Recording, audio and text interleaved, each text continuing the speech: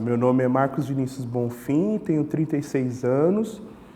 sou formado em Relações Públicas pela Casper Libero, me formei em 2001 e tenho especialização em Comunicação Digital e Gestão de Processos Comunicacionais pela ECA e mestrado também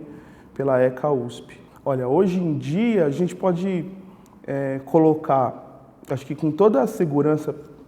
para todos os profissionais, estudantes, enfim, que a gente vive em constante situação de crise, né? Cada vez mais é uma condição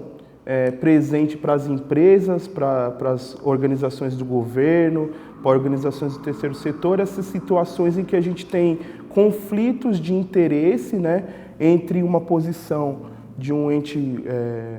organizacional, vamos dizer assim, de uma empresa, em relação aos seus públicos e tudo mais. É uma situação que eu entendo que exige cada vez mais maturidade, tanto das empresas como dos próprios profissionais que vão lidar com essas situações, para existir pelo menos uma relação de tranquilidade na hora de encarar esses desafios, que são frequentes. Tive experiência com gestão de crise na época que eu trabalhei na OAB, isso na assessoria de imprensa lá, em 2009, quando teve uma crise econômica, como a gente está vivendo um pouquinho nesses dias, mas era em relação à alta do dólar e os contratos de leasing, né, que a OAB entrou com um processo na justiça e aí permitiu que diversos consumidores que tinham contratos, né, o leasing era uma natureza de contrato em que a pessoa poderia comprar um veículo como se fosse pessoa jurídica, quando na verdade era um cidadão comum utilizando o carro. Esse regime de contrato era muito mais barato, houve esse descontrole do dólar e aí as pessoas não tinham mais condições de pagar. E aí a OAB entrou com uma ação civil pública na justiça na época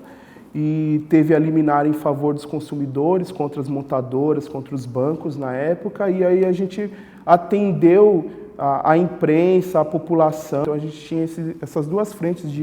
de atendimento, né, dessas demandas de imprensa e da população, fora a articulação com os órgãos de defesa do consumidor na época, o PROCON, o IDEC e tudo mais. Acho que o primeiro erro e o principal é a falta de planejamento, é deixar de entender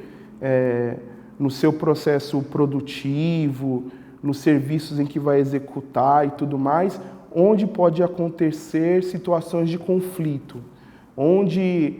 se houver um erro de um profissional do ponto de vista interno ou de um colega, de um parceiro, que providências a gente tem que tomar. Acho que esse é o principal erro. Quanto mais a empresa se prepara para esse tipo de situação, elas vão acontecer, mas ela vai poder responder com mais tranquilidade, ela vai passar uma serenidade maior e, ao mesmo tempo, vai poder cobrar as providências com mais agilidade naquilo que for ou da competência dela ou de terceiros, enfim. Mas ela consegue, com o planejamento, deixar as coisas mais organizadas, né, o discurso mais alinhado, preparar os porta-vozes quando for o caso, para todo mundo ter uma segurança e responder com assertividade, que é muito importante. A internet, as redes sociais, elas potencializam a capacidade disso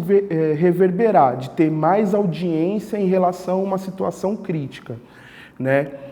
Além de ser mais um canal potencial para você fazer o seu planejamento e se preparar. Mas eu acho que o que acontece nas redes sociais é justamente isso, essa capacidade de você rapidamente marcar as pessoas quando você tem um contraditório ali, e isso gerar um volume, gerar muito mais atenção, e aí as pessoas quererem das empresas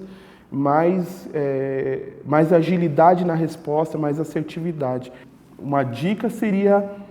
entender os processos de cada segmento de negócio onde você vai atuar. Então eu vou trabalhar na área governamental, por exemplo, a gente está nesse contexto aí de mudança de governo na esfera federal. Então, os comunicadores que atuam em órgãos governamentais têm que se preparar já para esse tipo de mudança, tem que entender qual que é o processo legislativo, se for o caso, né, quem são as influências de poder, o que pode acontecer. Se ele entende cada vez mais os processos, né, seja numa questão governamental, do terceiro setor com causas sociais, ou mesmo de empresas com produtos e serviços, ele vai ter maior capacidade de fazer a leitura correta para o planejamento. Então ele vai estar vai se sentir mais seguro para fazer uma proposta de planejamento adequada para as crises, né? E eu acho que também, além disso, né, tem que acompanhar bastante, principalmente do ponto de vista de imprensa, quem são os principais jornalistas, quais são os veículos, quais são as linhas editoriais de cada veículo, né, para que ele possa saber como ele tem que falar com cada jornalista, com cada veículo. Isso também faz muita diferença na hora de você fazer o trabalho de gestão de crise e se preparar, tem que ter tranquilidade.